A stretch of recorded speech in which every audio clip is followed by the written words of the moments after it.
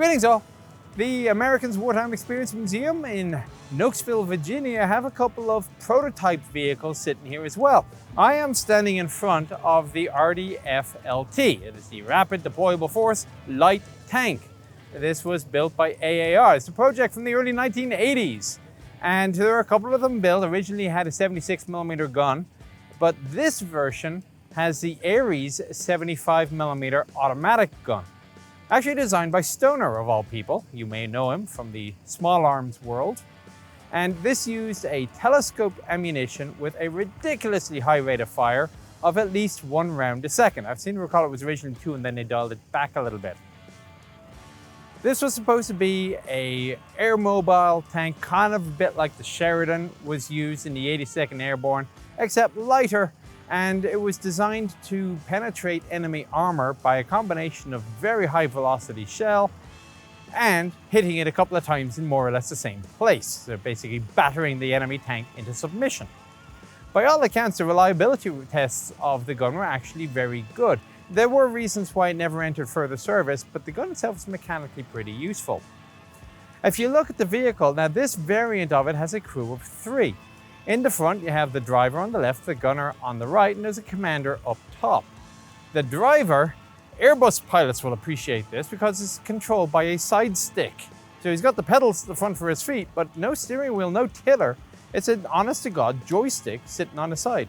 To the right is the gunner's joystick for aiming. They've got little TV monitors inside to help see outside. And the TC also would have a monitor. There is an external sight housing on the right of the turret. It's all driven by a souped-up Detroit diesel. Now, I was having a chat with the chap here who's driving this thing around the arena.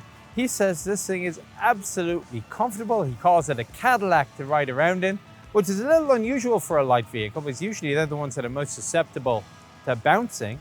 But I guess they did their job in the suspension, because he says it's great fun and very comfortable to drive.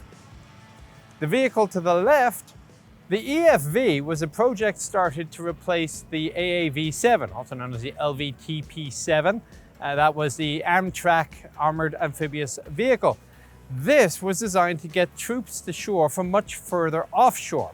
They didn't want to have landing ship within close artillery range of enemy defenses. They figured it was getting a little bit more dangerous to allow for that. So the idea was that in conjunction with LCACs, the hovercraft, this would be an over-the-horizon assault.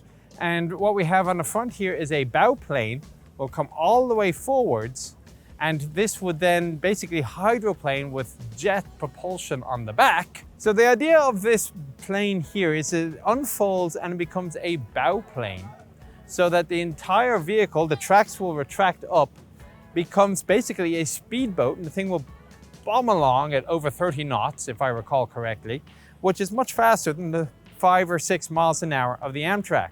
This then will come over the horizon, quickly land and support the troops with the 25, in this case, or alternatively 30mm autocannon up top. The vehicle, of course, did not enter service. It was cancelled. The Marines have instead started taking delivery of their new wheeled amphibious vehicles. All right, there you go. Again, some things you can find here in Nokesville, the Americans in Wartime Experience collection. Take care.